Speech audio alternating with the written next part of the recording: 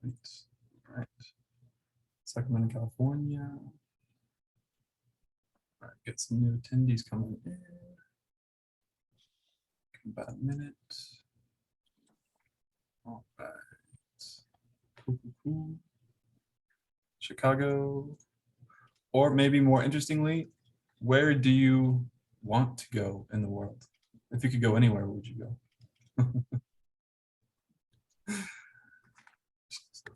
The Denver, sweet. All right, about 2 minutes in. Awesome. Cool. All right, about 2 minutes in, so we can go ahead and get this thing rolling. So yes, thank y'all for tuning in today. I'm Michael from Justuno, and this is our holiday boot camp planning for Black Friday, Cyber Monday success. We have an incredible lineup of partners and panelists today that I'm super excited to have on. So if y'all want to introduce yourselves real quick, starting with Kelsey. Hi, I'm Kelsey. I'm the VP of Customer Success here at Justuno. I've been here for 5 years, but I've worked in the e-commerce market for 8 years. Hey guys, I'm Kevin Marvinack, VP of Partnerships at ShipBob. We're a global fulfillment and logistics company, kind of like Amazon Prime's backend for e-commerce brands. I live in Northern California now. Born and raised in Chicago, lived there for a long time as well. So I see you Chicagoans out there. And I'm a certified wine educator as well in my spare time. Nice. Hey everyone, I'm Brian Laskovich, head of marketing at Malomo. Previously, I was at a company called Gorgeous 2 in the e-commerce space, and then before that, a company called Active Campaign. I am here outside of Chicago, but very interested in the better weather in Sacramento or San Diego. Hey everyone, I'm Emily Clarkson, a Senior Director on the Lifecycle Marketing team at Tenuity. I've been with Tenuity for coming up on 9 years. Before that, I was with a startup email agency called Email Aptitude before they were acquired by Tenuity. But I did start out on the client side many years ago. I'm out of the Denver area right now, originally from the Cincinnati area.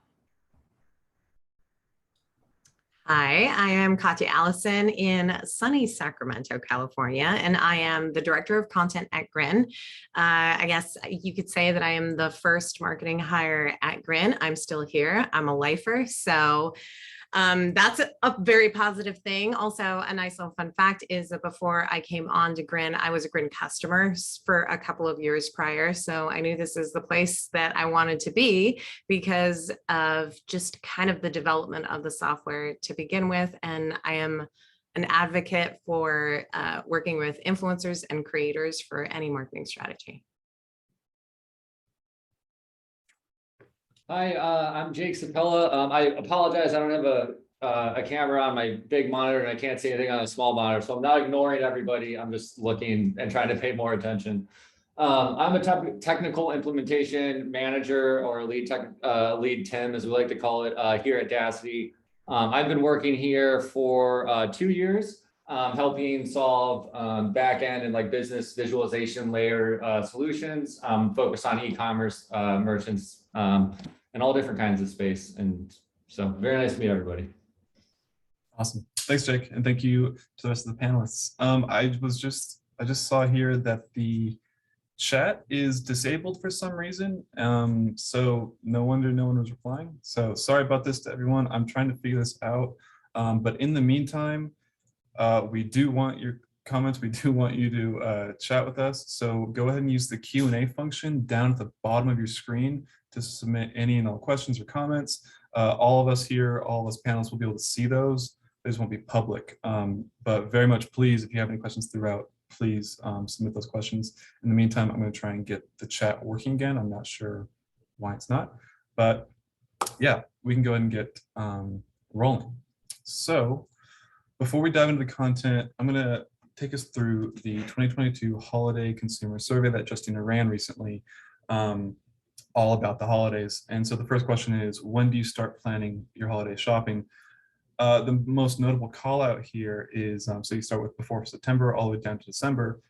over 40% of consumers surveyed are going to start shopping before November. And then that jumps up to 65% before Black Friday, Cyber Monday. So I mean, that's over half of all consumers, at least the ones we surveyed. They're going to start shopping well before the actual days, which means, you know, it's crucial to get your strategies and things in place well before, and that's why we're here today, of course. Next up are what days are you planning to shop? So of course, Black Friday, Cyber Monday, they're the big winners. Black Friday at 60%, Cyber Monday at 53%. However, if you take a look at Thanksgiving and Small Business Saturday, those are growing numbers. And like and Giving Tuesday, even like these, you know, it's like there's Black Friday, Cyber Monday, but there's also Small Business Saturday, Giving Tuesday, and Thanksgiving. So don't ignore the other dates, run special promotions for that, but we'll dive into more strategies around that in this webinar. Next up are planning holiday shopping. So of course, 62% said they're going to shop online, 28% in person, and others buy online, pick up in store. So while the online aspect greatly outnumbers the in-person, it's still really important to, if you have a brick and mortar store, connecting your online and in-person experience together. But again, we'll dive into that. Next up are top categories that people find to gift. So naturally, electronics, tech, games and toys, clothing, you know, very high percentages there. However, in the right side, most of the way down, gift cards or money. 50% are planning to provide gift cards or money as gifts. So we're going to dive into this in our first presentation, actually, but don't forget about gift cards, and we'll tell you why shortly. And then lastly, which of the following would you rather pay more for? Faster shipping and guaranteed delivery got almost 40% over the rest. So the sustainable products is 28%, supporting small businesses and other. So there's a number of other things happening here, but really the major call out is the faster shipping and guaranteed delivery. People want their gifts on time, especially after the fiascos of the past 2 years. And then in terms of spending for the 2022 holidays, about over half plan to spend the same or more than what they did in 2021, despite the current economic climate. We're going to dive into this a little bit more further, but really good to keep in mind while you start planning out your holiday campaigns. Now then, I'm going to pass it over to Kelsey for our first presentation and stop sharing my screen in just a moment. And while she gets her screen shared, I just wanted to say again, if you have any questions at all, please submit them via the Q&A function at the bottom. In the meantime, I'll try and get the chat figured out. And Kelsey, thank you. Awesome. So Kelsey from Justuno, we handle anything on site to help increase conversions once you have your visitors actually to your site. So today we're just going to go over some holiday best practices for your CRO strategy. So the first thing we always talk about every year is lead capture, and you want to do this before the holidays. When you're running a lead capture before the holidays, we usually see an average engagement rate of 12.12%. And for conversion rate, it's usually around a 35.5. Our data shows that that drops significantly once we move into the really hot shopping days for the season. So it's important that you set this up now and know what you're planning on doing. There's a lot of ways you can utilize a lead capture, whether you're collecting just SMS or just email, or email, SMS, and gender or interest in different categories. One of the things that this obviously brings up is radio buttons for preferences. Is something that's very easy to set up with about 90% of our integrations, so you might want to consider that.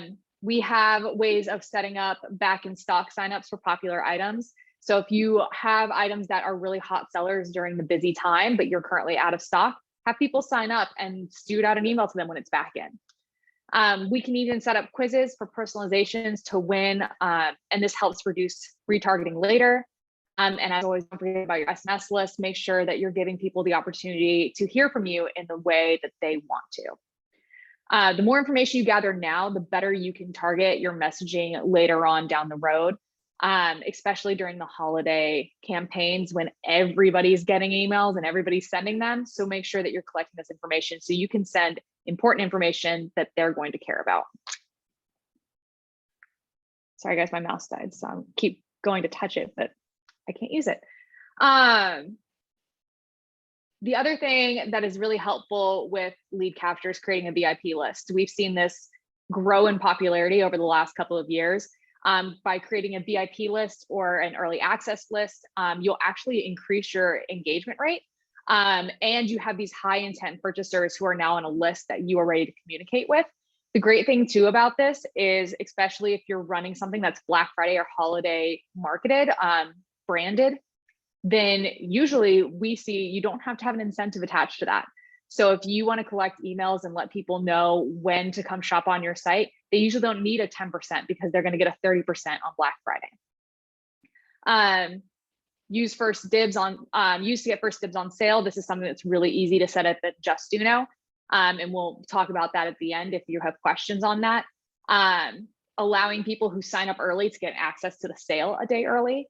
You can offer exclusive products that are only available to those on those lists, including special discounts. You can do this with email or SMS. Holiday tip number 2, gift card options. Michael brought this up when we were talking about the survey results. Gift cards are really on the rise. They're becoming really popular. We've recognized, especially last year, the amount of people who were selling and actually doing really well with gift cards increased substantially. The best part is you don't have to do anything for gift cards. They sell, you get the money, and then it's up to them to go and make another purchase. So it actually relieves the pressure of the holiday shipping craziness that can usually come out.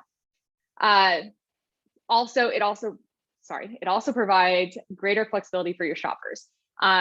Giving a gift card, people are going to get what they want, and it can reduce your returns and exchanges later on down the road. As Michael said, 50% of shoppers plan on buying gift cards this year. So if you don't or haven't previously sold gift cards, consider doing it this year.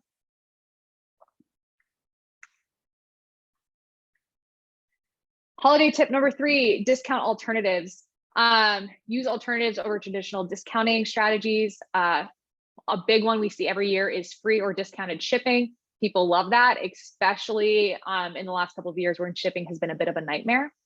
Loyalty programs for bonus points upon sign up or purchase. This is something we also see in popularity growing.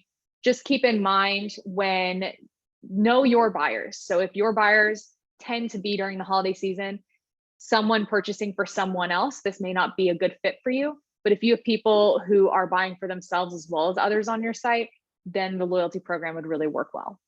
Giveaways and sweepstakes, I feel like they're overlooked a lot, but they're very successful, offering some sort of free holiday gift box or some sort of shopping spree to your visitors, doing a giveaway with lead capture.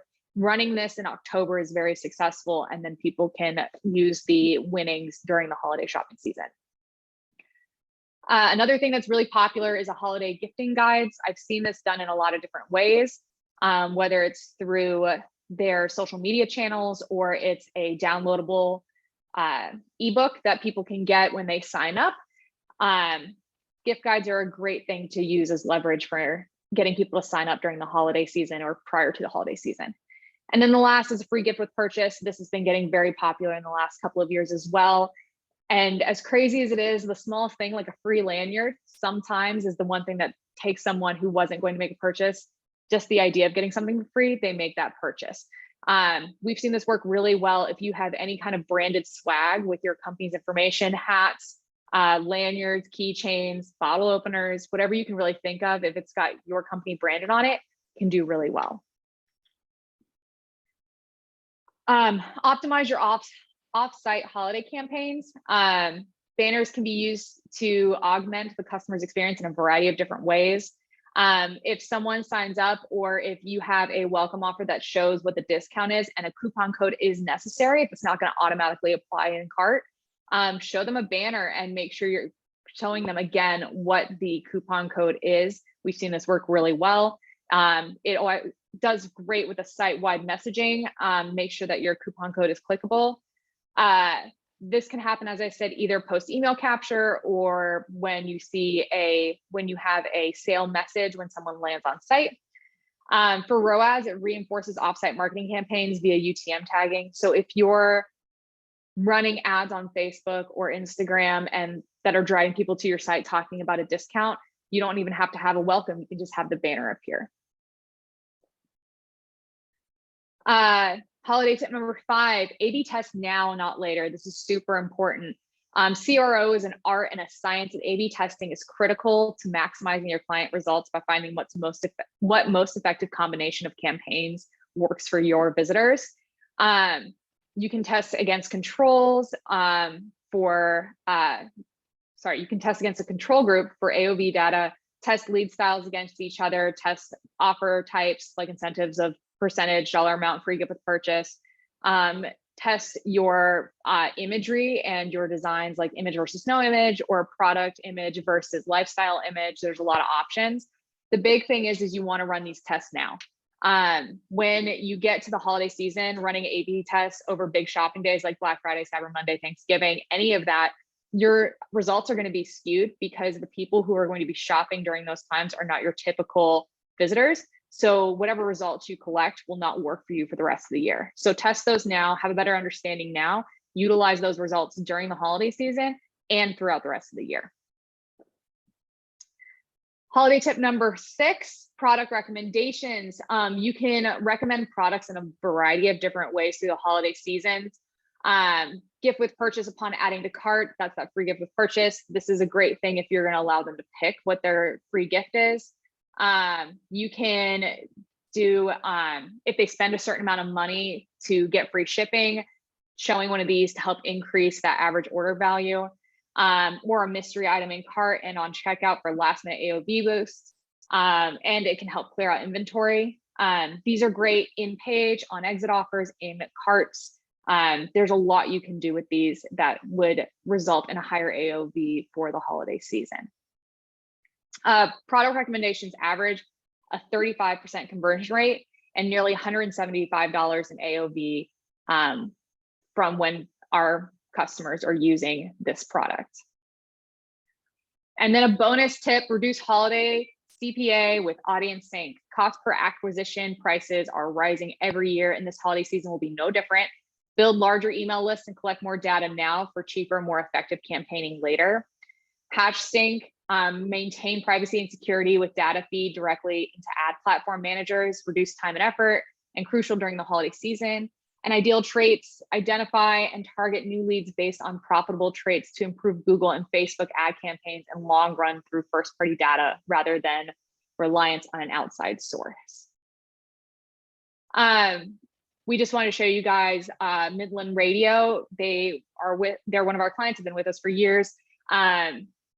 They segmented an exit strategy to increase SMS lift growth from an attentive integration. They wanted to target new traffic that was exiting with a quiz or a discount depending on their kept 20% traffic on site or converted 30% of abandoned carts, while their VIP early access Black Friday SMS campaign drove 311 increase in mobile conversions and increased their average order value by 26%. If the holidays are overwhelming to you, or you're not great with CRO, or you just need help, Justuno does offer a holiday package every year. There is a sign up starting today. If you sign up in the month of July, it's significantly cheaper than if you sign up maybe in September or October. If you're interested, you can, Michael, what did you want to do if people are interested? I just sent the link into the chat. There's a link in the chat. So you can click on that link and get more information about our holiday package. We're always here to support you guys. We will take you through the holiday season all the way into February and do a data analysis for you on your holiday analytics. So if you're interested, just click the link. Thanks, everybody. Awesome. Thanks, Kelsey. There actually was one question from the audience real quick before we hop over to Emily. And they just wanted to know, what are the pros and cons of using a coupon code versus automatic in-cart discounts? It can go back and forth. What I always tell people is it's really up to you. And I'm sure you guys have a good thumb on your competitors. I always suggest having an automatic discount put in so that it automatically applies. A lot of sites will do like, 30% off site wide. If you have something like that where it's easy on your back end to just apply the discount, that tends to be the best. However, I have clients who have been with me for years and they refuse to do that because they'll offer 30% off site wide. There's a coupon code and 20% of their customers don't use the coupon code and still check out.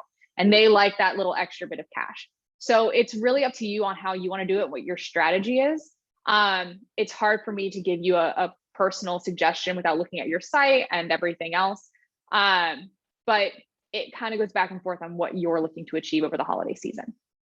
Oh, awesome. Thank you, Kelsey. Great question too from Finn. And yeah, so if y'all have any questions at all, please throw them in. We're here for you. But yeah, next up, we have Emily from Tenuity. Emily, take it away. Awesome. I am going to share my screen. Can everyone see the deck? Yep, good to go. Good. Awesome. Okay, great. So just quickly again, I'm Emily, Senior Director on the Lifecycle Marketing team at Tenuity. And again, I'm joining from the Denver area. I've been in the industry for over 15 years.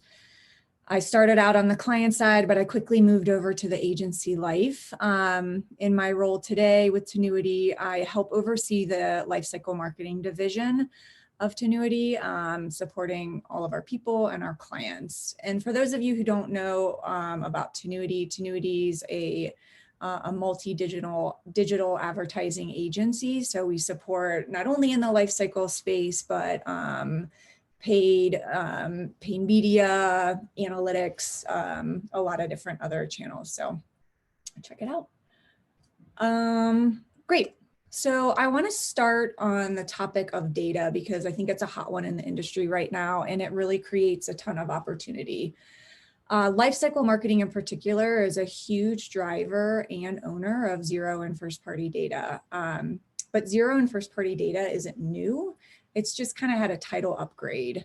So you can see here there are many kinds of different data opportunities in our day-to-day management of lifecycle marketing.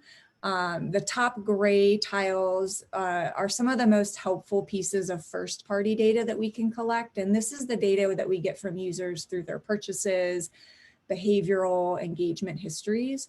The purple tiles are examples of zero party data. And that's the data that is explicitly shared with us through quizzes, preference centers, signups, like Kelsey was just going through, loyalty, et cetera. So really this data unlocks strategy for messaging and just overall customer journey, but this data can also be heavily utilized in other digital channels, making it even more valuable to your brand. With all of the new privacy and the cookieless world, the lifecycle collection and usage and sharing across different digital channels is becoming even more valuable for folks. But it also provides further continuity and messaging for consumers as well across different digital channels. So now's the time before the holiday to really start diving into what data you have and what opportunities those are. So once you've discovered your data, the next step is putting it to use. And Kelsey touched on a few of these, but specifically in the lifecycle space, the possibilities are somewhat endless in how we utilize this data. And it really depends on your brand and your consumers, but a couple of areas of focus recommendations for the holiday. So custom recommendations based upon browse, purchase, or any zero party data really provide you with exactly what folks are interested in so that you can reserve up those products and help them purchase more easily. Personalization in the form of just general account or loyalty data really helps not only with the nitty-gritty details that customers need, but also kind of helps legitimize your brand in consumers' eyes because you're making it so personalized to them. When it comes to cart and browse messaging, it's really important to showcase that content because it's the actual products that folks were interested in. And it really makes that process, that purchase process, so much easier for them to just click and make the purchase. So kind of cutting out any searching back on your site. Device affinity, I think, is becoming more and more important. It really helps you ensure that you're communicating on the preferred device for your consumers so that you can get the most engagement out of them and the most purchases. Another area that I think is sometimes missed is cross-selling and upselling. So when you have purchase information on your consumers, you can really target them by cross-selling and upselling different types of products. This is kind of a direct line of their interest and kind of just a way to drive more revenue. And finally, don't forget about those products that you have potentially where customers need to reorder. You can remind them that it's time to reorder. And again, it's just extra way to drive revenue and make purchasing easier for your consumers. So I'm going to pivot to testing because I think we can really lean into leveraging testing data as well to understand our customers better in terms of what they're responding to.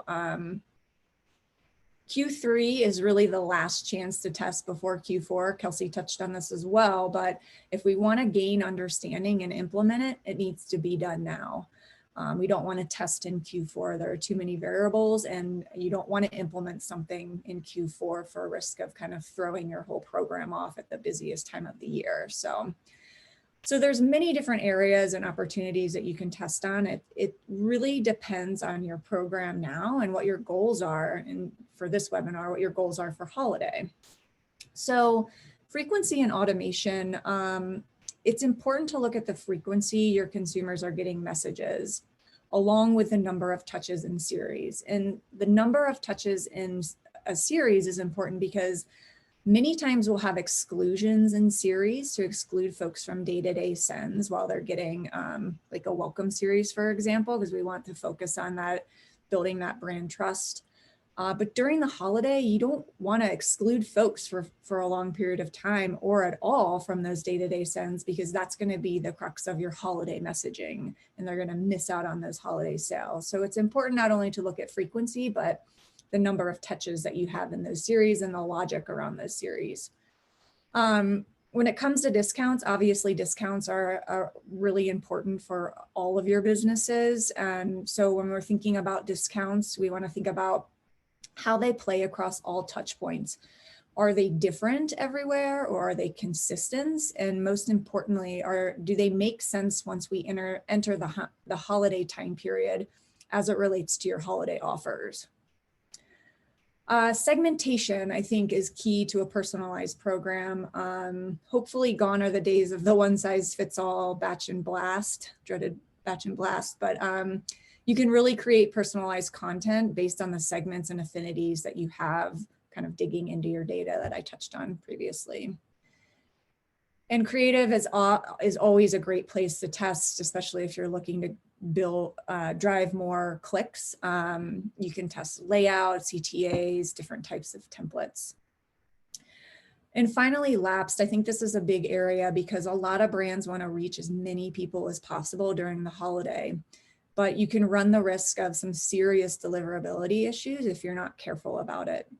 So if you're looking to try to increase your reach by targeting unengaged or just outside of your active segment in any way, you want to do it now, because if you run into deliverability issues, you want to be sure that you have time to mitigate those issues before the holiday. I've had clients in the past that kind of didn't listen to the advice and they were blacklisted and blocked from sending over Black Friday and Cyber Monday. So super detrimental, and totally understand people want to try to reach more people, but you just got to be smart about it. This next topic around contingency planning. So this is something I always encourage my clients to do. Hopefully everything goes smoothly during the holiday, but chances are you may need to tweak something. And if you're not prepared, believe me, it's not fun trying to figure it out over Thanksgiving dinner with your family. cousins and aunts and uncles. It's chaotic. So there's tons of things that could come up, but for example, revenue, right, might not be meeting expectations. You may need to tweak a discount up or down. You may have inventory challenges. God forbid your site goes down, or just a general mistake, human error. So it's important to be prepared. And for me, I always try to advise folks to execute on all of your contingency plans and all of those options.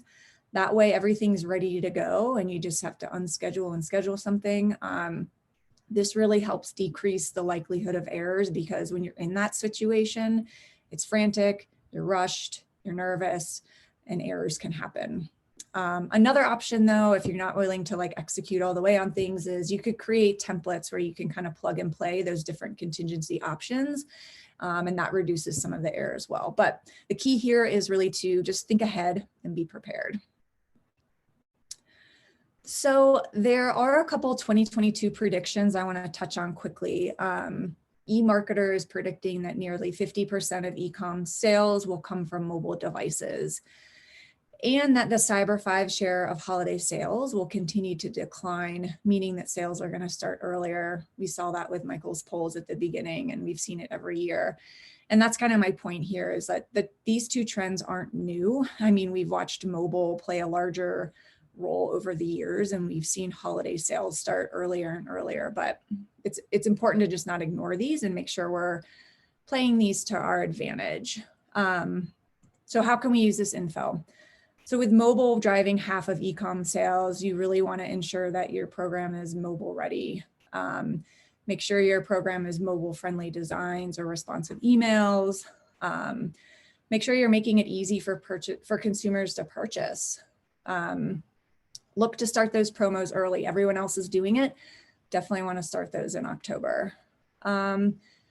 Take a look at your loyalty and membership programs. These can really help play a role in winning wallet share simply by showcasing premium services, exclusive access, cost savings. And lastly, the threat and impact of the recession, I think, will play a role in people buying. Didn't show up in your poll, Michael, but I think we need to be prepared for it. So if you can implement payment options, you should consider doing it. So we just saw how mobile will play a larger role in the holiday e-com sales. Michael just threw up a poll for us. So definitely let us know what you're thinking there. But I did want to touch on SMS, because if you don't have SMS, this is another huge opportunity for your programs, not only at the holiday, but especially during the holiday. But you do need to implement it this quarter, because you'll want to have time to get it set up, get your user base set, start engaging with consumers and collecting that data to make sure you're targeting them in the right ways. So I know I kind of covered things, a lot of things, and pretty fast, but I do think that there's a sense of urgency with programs in terms of preparing, and whether it's getting to know your data, implementing it, setting up SMS, testing, contingency plans. For me, I think Q3 is really like the last chance to do anything, and it's go time to light the fire for Q4. Awesome. Thank you very much, Emily. That was fantastic. Like, as you said, like, it's a ton to dive in there, you know, across the board, right? And one thing I was just thinking of was with the holiday survey we ran and contingency planning, you know, like doing research prior to this webinar. We ran that survey last month, and things have already changed since then, last month, right? You know, with how everything's looking. So the planning and everything, there's just a lot to dive into there. But before we hop to our next panelist, Jake, we had two questions come in that I think we could briefly answer.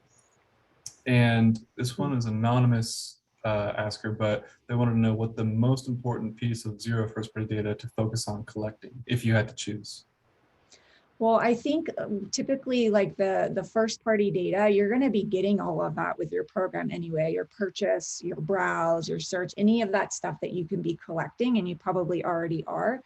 You already have it. I think people are most surprised, or I think people will be most surprised when they realize how much data they have. Because like I said, when I was going through this, we talk about zero and first party data now. It's come up as this big topic, but it's really not new. And we do have a lot of this data. It's just about recognizing it and implementing it.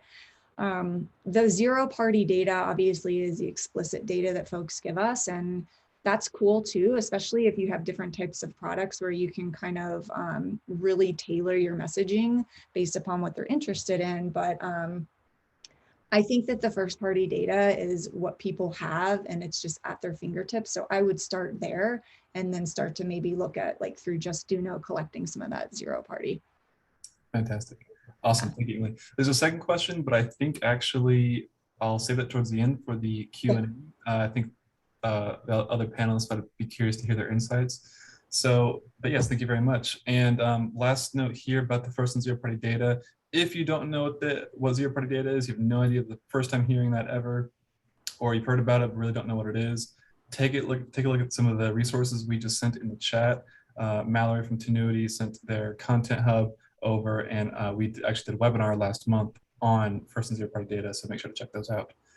But yes, thank you very much, Emily. So on to our next panelist, Jake from Docity.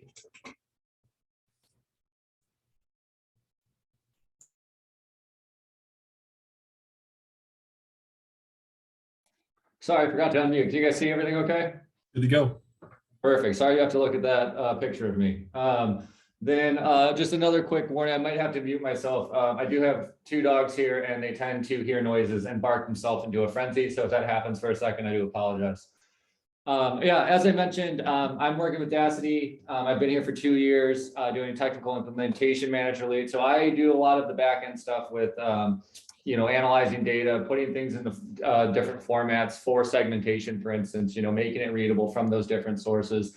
And so I've been doing that for a long time for them. My LinkedIn's up there. If you guys want to, feel free to reach out, let me know. If you guys have any questions, happy to connect, happy to talk. Oops. Here are a few of the brands that we've worked with. I've worked explicitly with Viore, American Giant, who gives a crap before. All great companies, all great people. Definitely recommend any of them. And so, yeah, we do empower, over 1,600 different brands, primarily different e-commerce brands that use Shopify or Shopify Plus, and, trying to help them really dig into their data.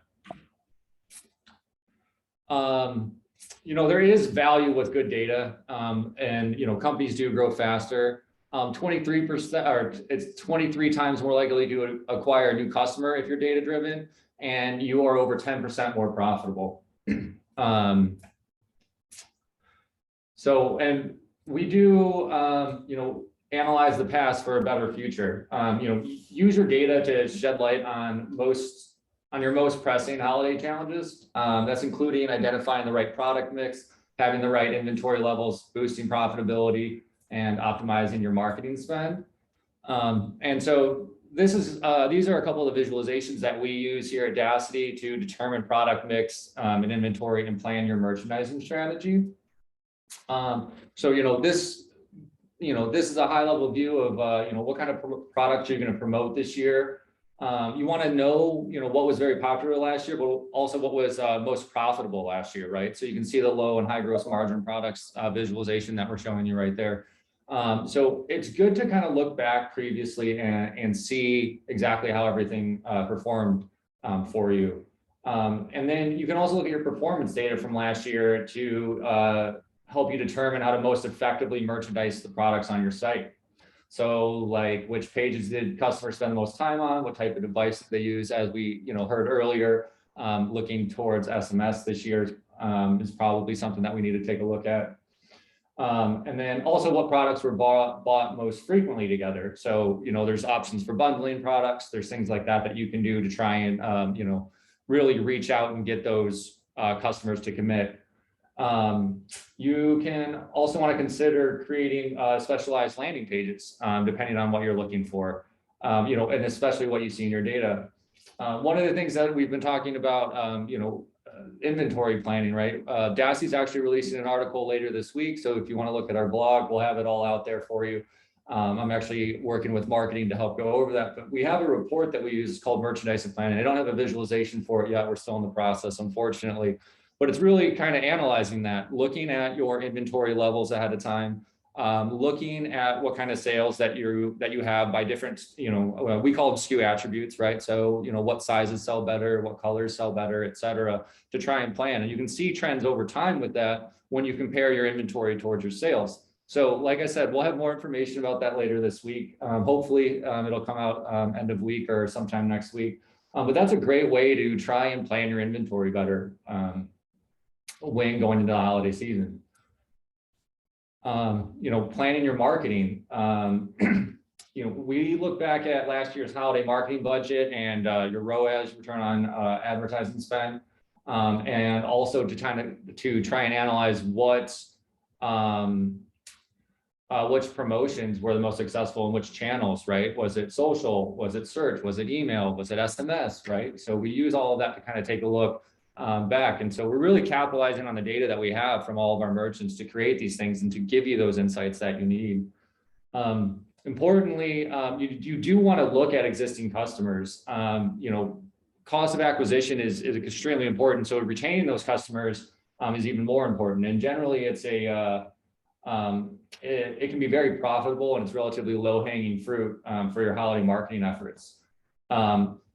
It can also be a great opportunity to increase the relationship with that customer by providing value. And so we do, as we've seen previously, the different segmentation based on the high value customers, things like that. And, as mentioned previously as well, providing special VIP offers, right? And how do you determine what a VIP is in your company is something that we look at. And since it's determined based on,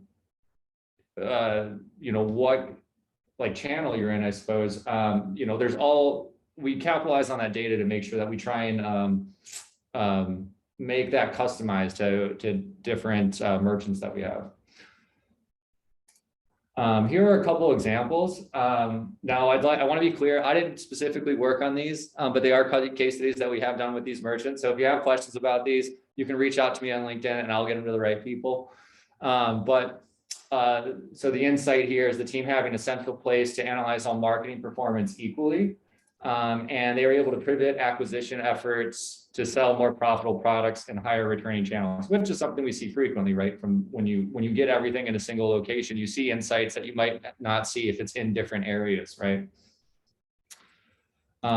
Further, so this was with Monday. Facebook's cost per acquisition changed throughout the day, and we know adjustments throughout the day improve performance. So they were adjusting their ad spend based on the data throughout the day, and so it was lowering their cost per acquisition, and it was increasing their acquisition. One of the things that we always like to talk about is to anticipate returns during the holiday season.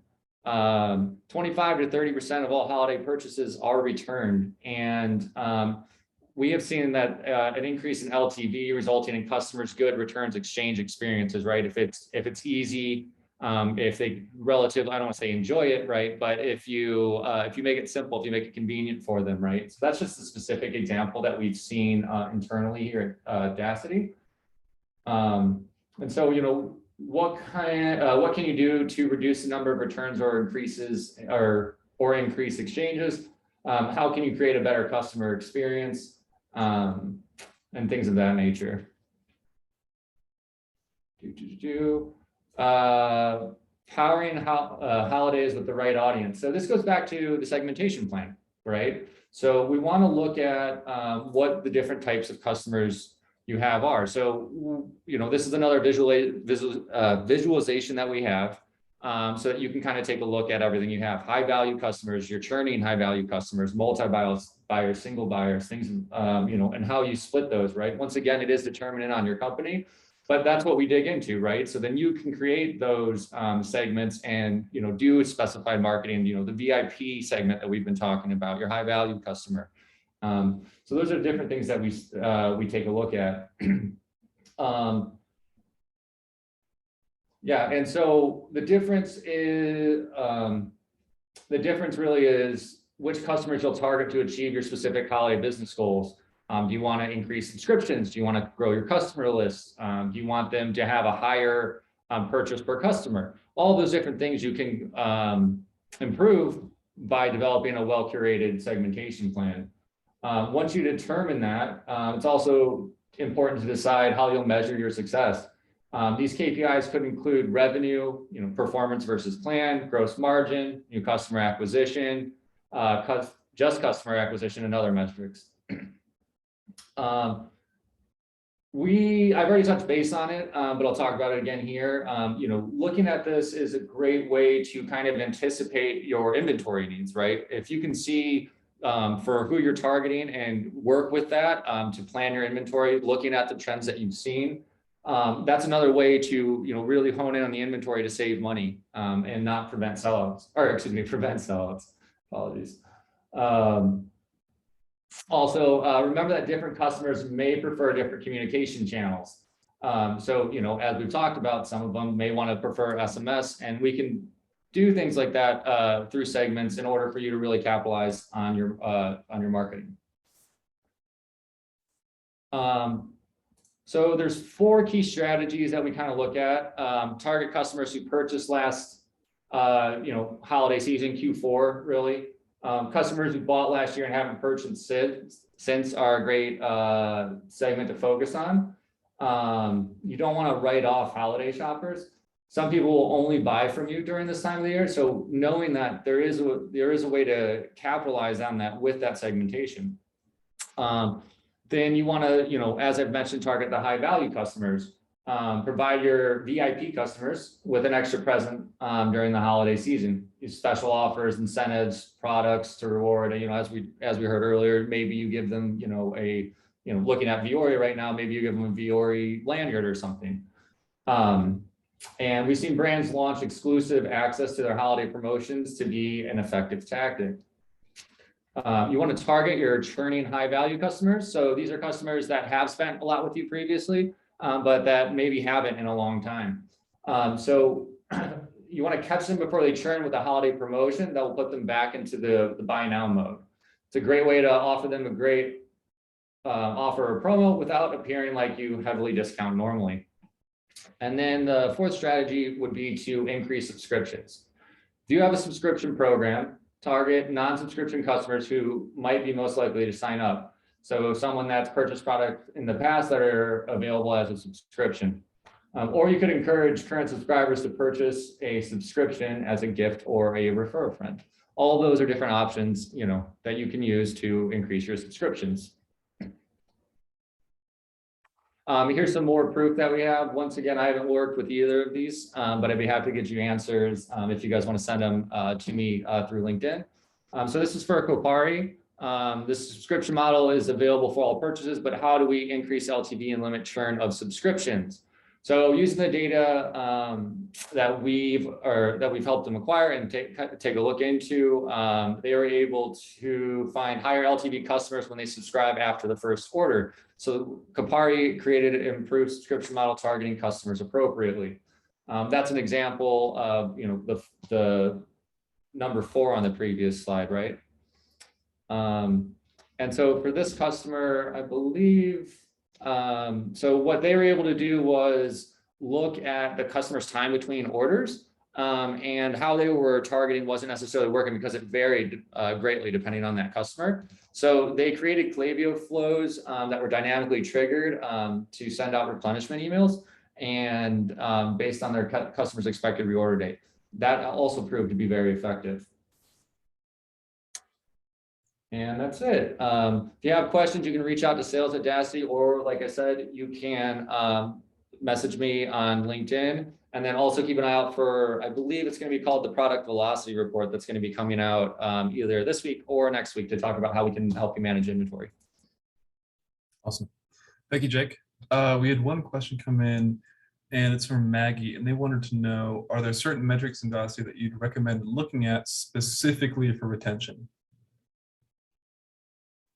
Yeah, we look at a bunch of different metrics for that because that's a hard question, right? Because there's so many different things that you can really focus in on. We use something called an RFM model, recency, frequency, monetary, right? Just real quick, how how previously, like when was the last time they purchased, right? How often did they purchase and how much did they purchase, right? And by using that, that's something that we use to really do high value customers, right? And that's something that we focus on. It's a very low hanging fruit because you can specify those buckets based on your on your product very quickly, right? So it's an easy setup that you can use, and then you can get insights from there in order to see, well, if our frequency buckets, if people aren't coming back as much or they're not spending as much, then you can change, right? So that's where I would start. It's a very simple kind of an analysis that you can do and build a whole bunch off of. Awesome. Okay, great. And one other quick one from you. This is from Stacy, and she wanted to know. I'm not sure which one she meant, but on your 4 key strategies on slide 41, she wants to know if they can be used for a win back strategy, or I guess which strategy of the 4 that you listed would be best for a win back campaign strategy. The churning high value customers, definitely. I guess it depends on your definition of a win back, but those are the ones that, if you really do a good job and they've previously spent a decent amount with you, that a really good marketing effort there will make sure that they don't even get to that where you need to really win them back, right? So if you want to prevent that, that's where I would start. Okay, awesome. Great. Well, thank you very much, Jake. Fantastic. All right, let's go on to our next panelist, Kevin from ShipBob. It's me. All right. Hey, everyone. I am going to talk about everyone's favorite topic after all this really fun stuff about driving revenue, marketing, and zero-party data, which I just learned about today. I'm here to talk about shipping and fulfillment, which is super sexy, as everyone knows, but it's very necessary, all jokes aside. And I see brands every single year. I see brands fall down during the holidays. I see them not have a robust enough shipping and fulfillment solution, and I see them unfortunately really struggle to get orders fulfilled, and they have angry customers. So it's really, really important. And I'm going to talk to you guys about a couple very tactical things that you can hopefully enable between now and the holiday season to be extra prepared for this year. So I'm Kevin Marvinack, VP of Partnerships. As I mentioned, I already introduced myself. I live here in Northern California. I've been with ShipBob about 5 years, which that was pretty much going from 50 people in the company with 2 fulfillment centers to now we have 35 globally. And about 1,300 employees. So what is ShipBob? We're basically, if you take Amazon Prime's backend, so all the FBA components, the warehouses, the WMS software that runs the warehouses and optimizes pick path lanes, the carriers, the last mile, all of that is what we do. But where we really, really differentiate and we're just a different solution than Amazon FBA is we do it for brands that want to own their experience. So it's very topical when we talk about a holiday webinar on how to improve the customer experience. That is exactly what we aim to do. We do custom packaging, we do carbon offsets, we do custom kitting projects, we do wholesale fulfillment. I mean, you name it, whatever it makes your brand come to life, and it's not just putting in a brown box with Amazon tape and Amazon paper. That's what we want to do for you. So that's kind of who we are. Let's get into the topics today. I'm going to really focus on 3 things here. Number 1 is resiliency and flexibility in your supply chain. Again, not a very sexy topic, but very relevant. And I have some spooky stories that hopefully will bring to life why this is so important. So flexibility and resilience in your supply chain. The next thing we're going to talk about is automation, which is I think the folks at Dacity are really good at doing some of these types of things. We're going to talk tactically about what that means to the supply chain side. And then the third part is how you can think through shipping options that might increase your sales, which we had some topics on the chat about already, but I can share some more here. So this is a quote that I think to me brings to life what we do and why I'm still at ShipBob 5 years later. I fell in love with solving this exact problem after some time as an entrepreneur in another area. So this is a quote from the owner and CEO of Rainbow Optics, which is a sunglass brand. It felt like all I did during the busy season was eat, sleep, and pack orders. It was my entire life. I even had 2 other people helping. I think they were like his cousins or something. Working 8 hours a day, 6 days a week. I reached my limit. I had to make a transition. This is, if you're self-fulfilling today, this is what I don't want you to experience. But even if you're with a 3PL already, a third-party logistics company that does your fulfillment for you, these things can still happen. You can still get order backlogs. So this is the problem that we're trying to solve. The first way to solve it is resiliency and flexibility. I hate to break it to everyone here, if you don't know already, that supply chain issues are going to continue. in 2022. They have continued in 2022. And really the way that we're seeing this come to life for most brands is cost pressure. So this quote down here was from a Shopify Plus merchant that I interacted with recently. Basically that their UPS rates went up $5 per package due to fuel surcharges around February, March. And they absolutely got their margin annihilated. And unfortunately, this brand had always had really favorable rates with UPS. So they had stuck with UPS as kind of their only carrier at that time. That's a situation you really don't want to be in. If you have one warehouse and one carrier, or maybe two carrier services with under the same umbrella, under the same contract, you're not really flexible. You're not diversified enough to withstand some of these pressures that are going to happen. So my first recommendation to every single merchant here, if you haven't done this yet, diversify your carriers. Now, if you're with a professional 3PL, like a ShipBob, like a Shopify Fulfillment or whatever, we're going to do this for you. We do it automatically. As a matter of fact, every order that comes in, we algorithmically in real time, within 5 seconds, shop about 40 to 70 carrier services. So we're going to do this for you if you have a 3PL, but if you don't have a 3PL, this is the time to start shopping around. The second thing is diversifying your fulfillment locations. Last holiday, we had a situation where all of our biggest LA warehouse, Los Angeles, FedEx basically told us we're so impacted by the labor shortage that we can't pick up more than 500 orders a day from this warehouse. And this is a behemoth warehouse. It's massive. So 500 orders a day is a drop in the bucket. And when FedEx just shuts us off and caps us at 500, what do? We have a ton of customers wanting to use FedEx.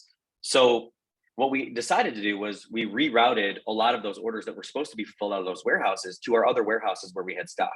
And even though it was a little bit further away, at least we could fulfill them on time. And ideally, we can upgrade the shipping to a faster service so we can still get to the end customer with no interruption in service. So instead of going from, let's say, LA to Sacramento and taking 1 to 2 days ground shipping, we were able to go maybe from, Denver, Colorado or something like that, and it would take 3 to 4 days, or we could upgrade the shipping to a 2-day service. So that's what we did, again, completely automatically, but these things do happen. And the holiday season is when carriers, just like us, they feel the most crunched. So they're going to implement these things. If they do them at all, they're going to happen during the holidays. The third thing is freight forwarding. We all know the cost of freight has gone up. At least I think most of us probably know this. But if you don't know, the cost of ocean freight has gone up about 4 to 5x in the past. Well, let's call it 3 to 5x in the past 2 years. Still very significant. So one of the things that happens with freight forwarding is that the Costcos and the Walmarts and the big retailers of the world are always going to have first priority, and they're going to be locked into longer term contracts. So they're going to get less impacted by things like this. But the small guys, like I think most of us on this call, brands doing less than 100 mil GMV, or even less than 200 mil GMV, you're going to be really hurt by this. So there are a couple different ways to make sure you're not your freight forwarder's, last priority. But one of them is going through like a consolidation program. So if you have a 3PL, ask them. If you don't have a 3PL, get in contact with like a Flexport or somebody like that and see if you can get into some of these consolidation programs where you're actually getting on shared containers with a bunch of other smaller brands in China. If your inventory comes from China, let's say, you're consolidating in China so you can get better rates, bulk rates to the US. And we offer something at ShipBob that helps you do that if you're curious about that too. The next one, we already talked about this a little bit. So this was a lot of my topic that I just spoke about, but here's kind of bringing it to life. If you can get a consolidated program, this is just one example that we did with Flexport last year when we saw that merchants were really struggling with this freight cost and shipping speeds. We basically created a program together to consolidate all this freight and then cross-dock it once it gets to the US. So what that means is once it gets to LA from China, we take a big container or several containers that have 100 or 200 merchants products in them, and we bring them to our facility. We split them all up, and then we line haul them. So like carry them via trucks to the right destination, the right fulfillment center anywhere in the United States, whether it's New York or Texas or Chicago or whatever. So we do this all for you. But it's just a great example of if you start asking these questions, you don't have to just sit there and take these crazy price increases. Maybe you can find a partner out there, whether it's a 3PL or somebody like Flexport that can help you get better pricing. The other thing is, of course, if you're not using a 3PL, again, this is the reason I'm still at ShipBob. I'm in love with this problem. Start thinking about a 3PL, even if you're just testing. Like we have a ton of brands today coming to us right now that have their own warehouse, let's say in Dallas. but they're just finding that the transit times and the cost to ship from Dallas to New York City and to San Francisco area, it's really, really high. So they're basically saying, hey, I want to keep my warehouse in Dallas, but can you fulfill my West Coast and my East Coast orders out of a third-party facility and have zero interruption to my customers? That's something that we do every day. So even if you haven't historically considered a 3PL, might be a good time, especially with the holidays coming, to help reduce that rent cost, reduce the time in transit, and frankly, reduce the overall cost of shipping. The next topic I'm going to talk about quickly is automation. We live in a technology-driven world. We live in an Amazonified world, frankly. So I don't have to belabor this probably with all you guys. You know this stuff. But one of the things that people don't think about is the warehouse management side and how that should and can connect to the customer experience. We've had, Tenuity and Justuno and some other great folks already talk about how the shipping, and I think Malomo's going to talk about it, how the shipping experience and the customer experience are really interrelated. And so if you connect your warehouse management software, like the status information, even on orders, if you connect that to your cart or to your email marketing platform, like Klaviyo or something, you can get really, really granular updates to your end customer on what's going on with their fulfillment. Something like, hey, there's a snowstorm in Pennsylvania, so we're not going to be able to fulfill this order today, but we're going to try to get to it tomorrow. If that doesn't happen, we're going to upgrade your orders and ship it from a separate location. If you can proactively notify that and frankly automate that, especially at scale, that's pretty powerful. And it's all possible today because everything's API driven. We're a technology company. Yeah, we do fulfillment, we ship boxes, but ultimately we're a technology company. So we integrate with Klaviyo, we can integrate with Malomo, we can integrate with Justuno, any of these tools, right? So you can automate all this stuff, which is pretty powerful. And frankly, this was not the case 10 years ago. So what a world we live in. The next thing is all about inventory. Dacity talked a lot about this, so I'm not going to belabor it. Thank you, Jake. But really, it's all about looking at the data. So if you can look at seasonality, if you can look at historical data, if you can try to anticipate these promotions, and then frankly communicate with your 3PL or your warehouse on some of these things. So first of all, you got to get the data. And second of all, you got to communicate the data. You will be in a good spot this holiday. I can speak from personal experience. I work with a celebrity brand really closely here at ShipBob. And we've looked at every time that this particular celebrity that owns this brand posts on Instagram or whatever, and we've noticed the specific lift, like 30, 40, 50% lift or whatever versus the average last 20 days. And so now we're communicating with them and we're having staffing and labor accordingly based on those numbers. So just get the data and then communicate it with your warehouse. And I know I'm out of time, so I'm just going to talk briefly about shipping options. If you're not offering 2-day shipping, if you're not experimenting with 2-day shipping and free shipping, you should. I will in the chat send some data on this that we've run with all of our merchants after I'm done talking here, so you guys can read through that.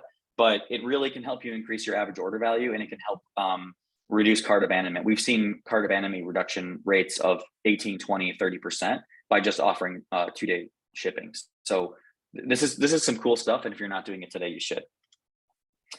Finally, we talked a little bit about this before, but if I didn't hit it on the head, decentralizing fulfillment is really important, but it also helps reduce the cost and time in transit for your merchants. So if you have, instead of one warehouse in Dallas, if you have a warehouse in New York, a warehouse in LA, and maybe a warehouse in the northern United States, like maybe the Midwest somewhere, Wisconsin, you can basically power 2 to 3 day shipping for ground rates, like really, really cheap rates, like less than $5 for under £1.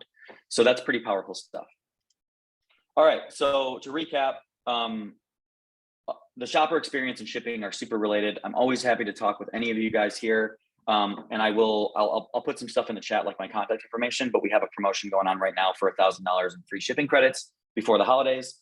Even if you're not ready to move, we're always just happy to have a chat. So I will see you guys in the chat, and thank you. Awesome.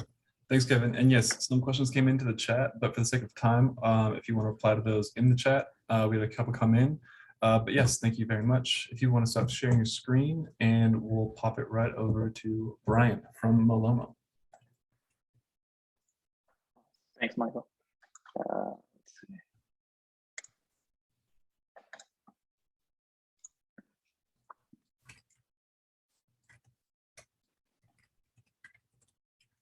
All right, cool.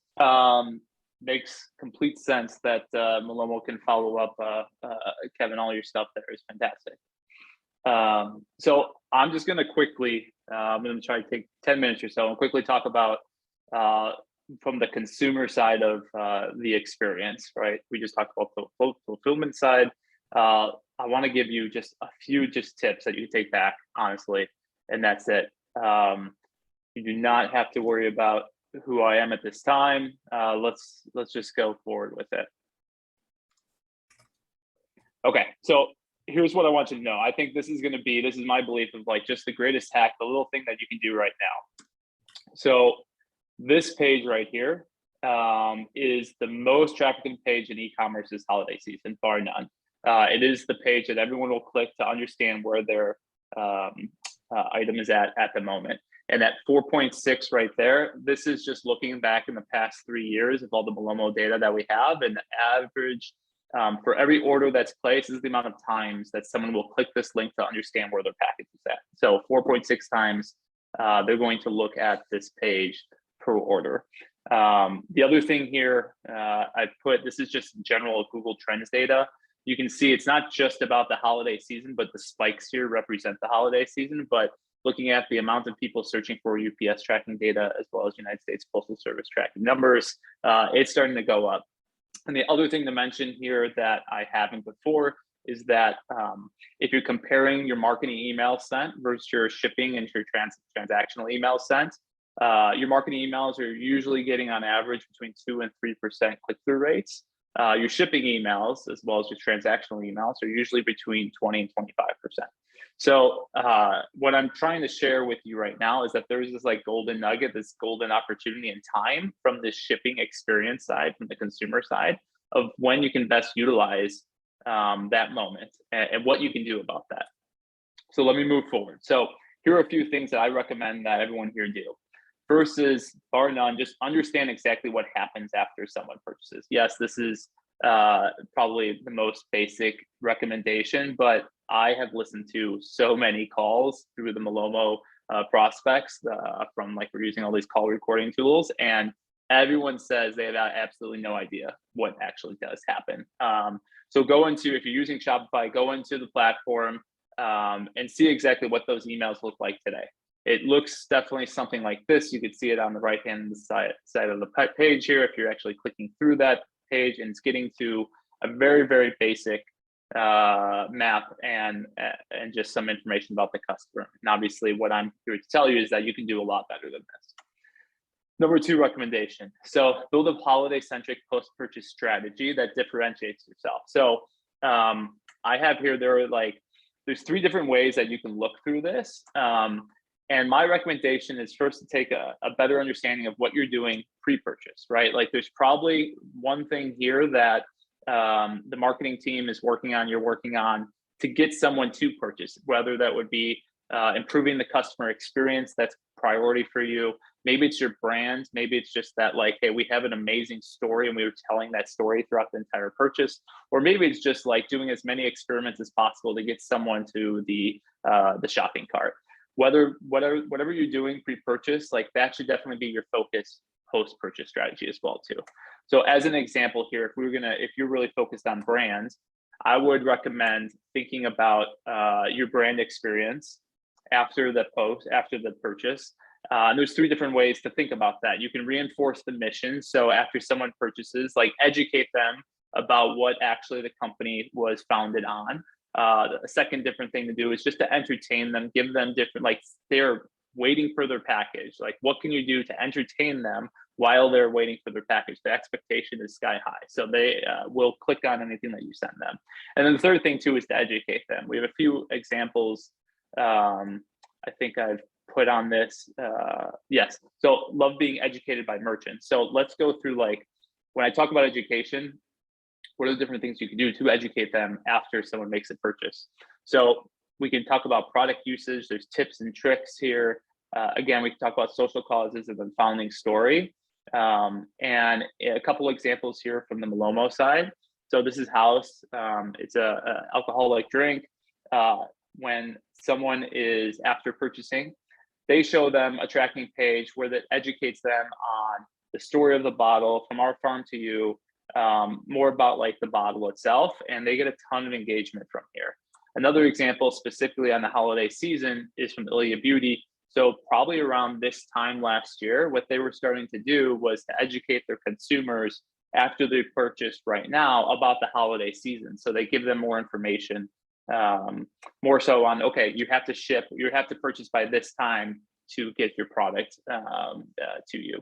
So any other education here about like shipping is a great time. You know, people are gonna view this stuff. Recommendation number 4, this is more about goals. I think there's actually, I know that after listening to a ton of customers come in through Malomo, they have no idea how to understand if this is effective or not. They know that they want to provide a great experience, but how do they measure that? So a couple examples here. If you don't know where to start, I'm going to take those 3 categories before. If customer experience is incredibly important to you, you want to understand what's the percentage of problem orders that you have and compare that and put a benchmark down and understand, hey, if you're getting to that number. Another one is about number of support tickets related to shipping. We see this a ton. What we're doing here at Malomo is also reducing the amount of support tickets by being what Kevin was saying earlier, being proactive on the shipping notifications. So measure that as another way. Revenue. I think revenue is extremely important. That's one thing that like here at Malomo that we do really, really well is help you repeat revenue. So measure that as well too. See how many people go through that shipping experience and buy right before they actually get their item, which a lot do these days. And then on the branding side, if branding is extremely important to you, you can also measure it by engagement rates through tracking emails, as well as the amount of impressions that your tracking pages are getting to. Here's an example of a holiday goal. This is Ilia Beauty, and they were measuring SMS subscriptions, which they partnered with Attentive and Malomo. They just needed to get as many subscriptions as possible. And so I think this was like the 3rd email right before the order was delivered. They gave a 15% off for getting your, by adding your email address, or I'm sorry, your phone number in for SMS notifications. So another idea for those in the shipping experience. Recommendation number 5, always err on the side of too many notifications. It is the complete opposite of any marketer's mentality. I think most marketers here like get upset because it's like, oh, I think you've sent way too many emails. There's an unsubscribe that usually comes to us every week or so.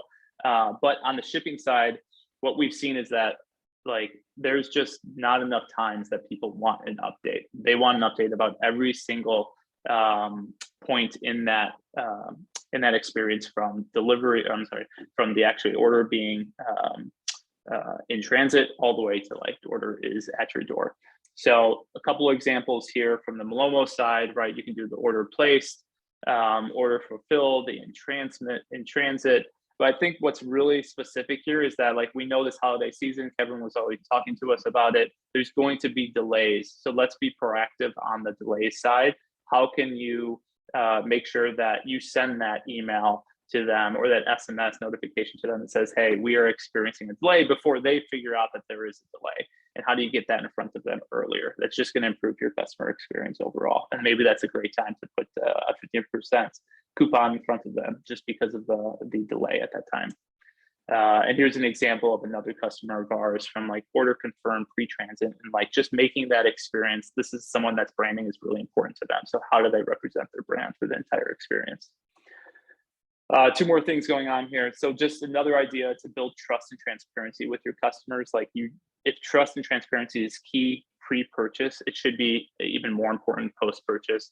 And so another example of this is like when there is a delayed or a stalled a stalled shipment, get in front of it, send the customer exactly what's going on and why. This is an example that we had from the Mini Mongoose side, where it's just a small brand, but it's an opportunity to be front and center with them and tell them, like they have here on the fun fact at the end of this, hey, we're a small company, we're a small mama run business based out of California. Like just know that going into it, and we're hoping that you continue to build trust with us. And last but not least, understand that driving holiday subscriptions is also really important. Like think about how you can build more subscriptions if you're a subscription-based business.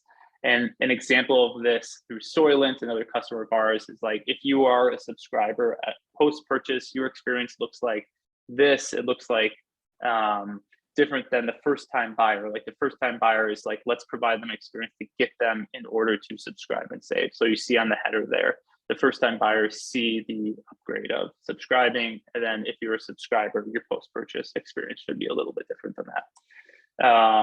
That's it from my side. Again, here are all the brands that we've helped with throughout the last few years at Malomo. And I am happy to answer any other questions offhand. And just think about Malomo when you think about your shipping experience this holiday season. Awesome.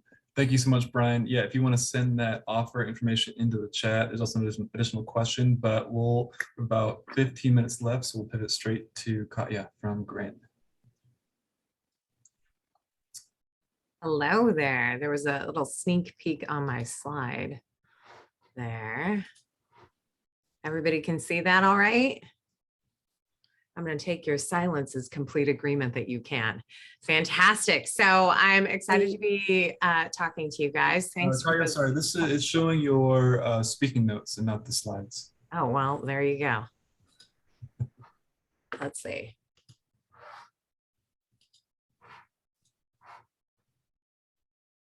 Okay. Hold on just a second, guys. Hold on. We didn't account for this, huh? No worries. Okay. Hold on just a sec. Oh, hey, and Brian, I'm going to paste a question into the chat that came in the Q&A.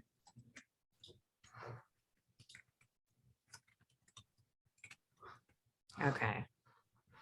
That should show 2. Do you see that? Or do you still see my speaker notes? Good to go. Good to go. Okay, fantastic. Well, that was a sneak peek all the way around, right? I appreciate anybody who is still on here for the influencer marketing portion of the prepping for the holiday season. Today, what I'm going to go through is basically 3 influencer marketing strategies for the holidays. But one of the things that I really think is incredibly important in determining any sort of strategy is to have just kind of that retro look of what happened last year. Now, there were a few stats that we already went over at the beginning. I won't fly through them, but I will go through them pretty quickly. So it's important to see just kind of based on the challenges that we saw in 2021 that some brands experience. So overall, 35% experienced supply chain issues, 25% experience slower delivery times, and then 22% of brands experienced high shipping costs. These are all things that we've kind of already reviewed as well too. But they're things that we should think through when we're developing what our strategy is. In addition to those challenges, what we're seeing is that while there's still a lot of shopping that goes on during that Cyber 5, which I believe Emily spoke about, the Cyber 5 are our Thanksgiving, Black Friday, the weekend in between that, and then Cyber Monday, the momentum that typically we've seen in the past, and that's historically, is just not there as much anymore. While this chart shows that 19% of the survey respondents shopped between November 1st and Thanksgiving, another survey conducted by digital.com really showed that about 28% shop before November. And I know Justuno just went over some numbers as well. Regardless of the metric, what we're seeing is that the shopping season for the holidays is starting earlier, giving brands actually 3 months versus 2 months to make up those final quarter numbers. So as marketers, we have to really start thinking strategically about how we can make the most out of those particular campaigns. Other stats to keep in mind when you're creating that marketing strategy for the holidays is that last year, 43% of the sales were from m-commerce, which again, Emily had reviewed. M-commerce is our mobile purchases, and that's either through like a mobile app, maybe there's a responsive website, but also social media. That's the creator sweet spot for us. 17% of those sales were from brick and mortar stores. So retail is making a comeback, baby. And then overall, the overall level of just kind of holiday discounting was at 9%. So that's down from 14% of 2020. So that's something that we're going to evaluate when we're looking looking at what kind of discounts, how much do we want to discount anything during the Cyber 5, a particular day in those Cyber 5, and in the Cyber 5 timeline as well too. So that's what happened with consumer spending last year. What does that really mean for this year? What I'm going to do is focus on working with creators for holiday promotions. Okay. Now, a creator is a person who has the ability to influence their community to try, buy, ask, or learn more about anything by creating content that gets their community engaged. So why creators? So glad you asked. Oh man. It's my slide going through. There we go. Okay. So I may as well throw you some more stats anyways, because that's where I started. So may as well keep the ball rolling. 88% of consumers really trust those online recommendations as personal recommendations. Why is that? Because it's social proof. It's really getting that third party influence, proof that it works. It's giving the brand what I like to say, street credit.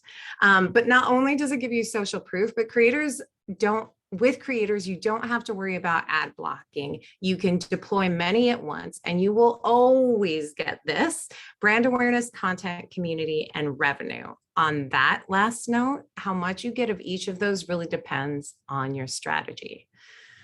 But wait, there's more. I love me some stats. Let's see if I can get these all up here. All right, so 35% of shoppers think social is a better way to find new products. 53% of social media users say that they're influenced by a creator or influencer post, and 82% of the US population uses social media. So what does this mean for you? It means that you can't ignore social media, and leveraging creators is the lowest hanging fruit for brands. So how do you engage with those creators from a workflow perspective? We always get a lot of questions about what does that look like in general when I'm working with a creator and influencer. This is the ideal workflow, and this workflow works because you're introducing your brand and brand story to a creator in general. The first step of this is to define and create your campaign. So what are you trying to achieve? Set your goals, objectives, and KPIs before even starting anything. This is going to help you identify which influencers you want to reach out to, how much you measure success or how you measure success at the end of the campaign, and informs you which influencers and creators you want to double down on. The next step is kind of identifying and recruiting those influencers and creators. So you're going to leverage your goals and objectives to help you find that right influencer. So for example, if your goal is to gain more brand awareness, think about reaching out to more potential influencers and creators, or influencers with a larger following. What your objective is really determines how many creators you put into that program. So select people who are going to share your brand story. The next stage is launching the campaign. That seems pretty obvious. You're using those goals, objectives, and recruited influencers, and it's game time. Put a brief together with all of the tasks, the timeline, and the content expectations, especially content rights, and send it to the influencer. Make sure that there's enough time for shipping your products to that influencer so that they can actually execute on the campaign. The other step is, or the next step, I should say, is to evaluate your campaign results. So these are all the questions that you want to ask and answer. What went well? What didn't go well? What can you do better next time?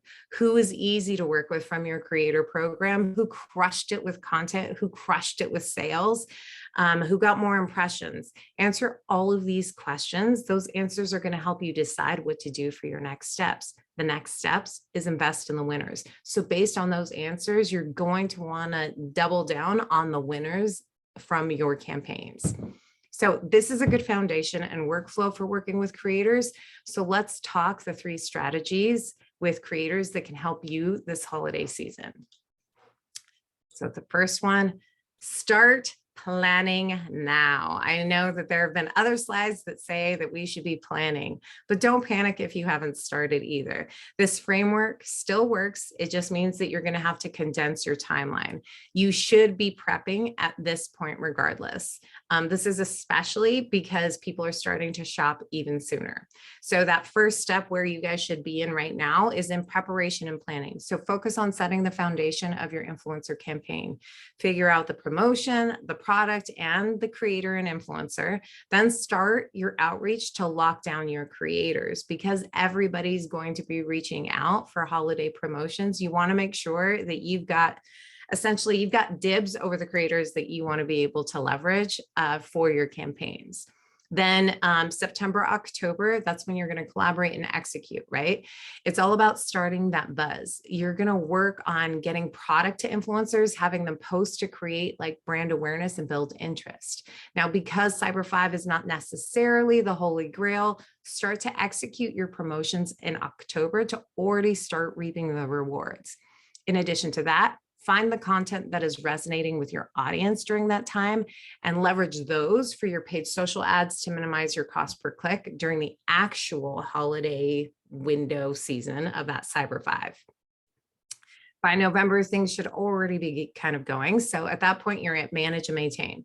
Those are the specific campaigns you've put into play for maybe that Cyber 5 timeline.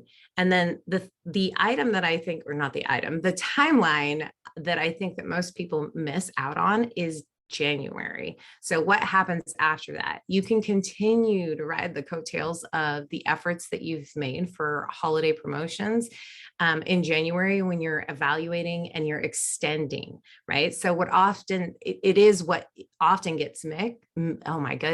gets missed. That's what I want to say. I like to call it the campaign hangover. We think it's over, but there's still more to do. So remarketing is the play here after the holiday season. What is next is, I love that everybody has talked about loyalty programs. So creators is no exception. So I would say focus on your loyalty programs. We all want sales this holiday season, but I'm pushing to build out something with this that will have a longer impact for your overall marketing strategy by focusing on those loyalty programs and using creators to help promote them. Let me go to the next slide. All right, perfect. Everything's coming at different points. There we go. So what does this look like? It looks like having your creators promote your program and the program benefits. So as opposed to pushing them to a particular discount or a sale, have them promote the program, make it very exclusive. Then be strategic with your promotions. Make an exclusive loyalty program holiday deal. It could be a discount, it could be a bundle, it could be extra points that they get when they're shopping during a very specific timeline. But this is a really great hack for creators to continuously promote, like, hey, we've got special deals around the corner just for our VIPs. This is a great way for the creators to really promote that loyalty program. Lastly, it's all about retargeting. Now you have your member list. This is what's so huge about your VIP, right? These are people that have opted in and are so interested that they're part of your program. This is something that could be used for retargeting ads and also building out your audiences and lookalike audiences and other programmatic strategies, but also double down on an email strategy for your loyalty program as well. Last strategy I'm going to leave you with is the multi-channel approach. What does this mean? It means incorporating creators into your entire marketing strategy. Excellent. Everything came up there. I was afraid that we're going to go all one by one. Now, if you take a look at what I have here, creators is one marketing strategy, but it doesn't live in a silo. You can leverage creators and their content across your entire marketing strategy, giving your consumers consistency regardless of where they see you. And again, creators provide that social proof. It might sound a little preposterous, but creators tend to be the digital best friend. I read an article that said that, and I've loved that statement ever since. Creators bring people into their world. So take that creator content you have and post it on your website, use it on email, Find out which image people are really engaging with and post that on your paid social ads and also on your social media feeds as well. You can also include creators in events or create kind of in-person experiences as well. Now, that's the overall marketing strategy, but I wanted to break it down to tactics with a multi-channel. Okay, so let's go over a couple of very specific tactics. There we go. So the first is live shopping on social media. If you've seen me speak anywhere, I'm a huge advocate for live shopping right now. It's like the current day QVC. It's a lot cooler though. So some tips for leveraging creators for just these live shopping experiences is, one, be sure that they know the products. I know that sounds simple. It's not about just like showing off a product. It's really like engaging with their audience about the products. They're the ones that are sharing your brand story, and then also the story of whatever it is that they're selling. So firsthand experience is key. Send the products and let them get familiar with it. Have them ask you all of the questions that they could potentially get in a live option. It'll make speaking about the product so much easier for them. So I'd schedule some time prior just so that they get very familiar and are very comfortable.